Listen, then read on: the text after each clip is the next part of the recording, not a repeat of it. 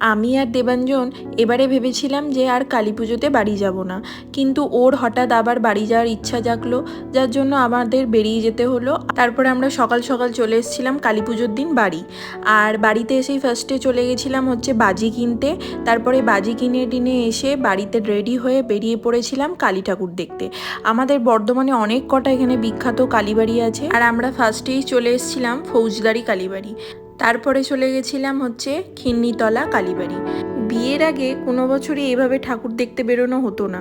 যেখানে কালী পুজো হতো সেখানে কালী ঠাকুরের পুজো দিয়ে আমরা বাড়ি চলে আসতাম, তো পুজো দেখতে যাওয়া কোথাও হতো না। আর এবছর একটু ইচ্ছা হলো তাই এলাম। আর এটা চলে এসেছিলাম আমরা কমলাকান্ত কালীবাড়ি। তারপরে বাড়ি ফেরার পথে এখানে আমাদের বর্ধমানের বিখ্যাত যে বড় মা আছে, ওনার হচ্ছে ঘট আনতে গেলে এইরকমই বড় র্যালি করে ওরা যায়, তো আমরা সেটা দাঁড়িয়ে দেখলাম। তারপরে চলে এসেছিলাম বাড়ি।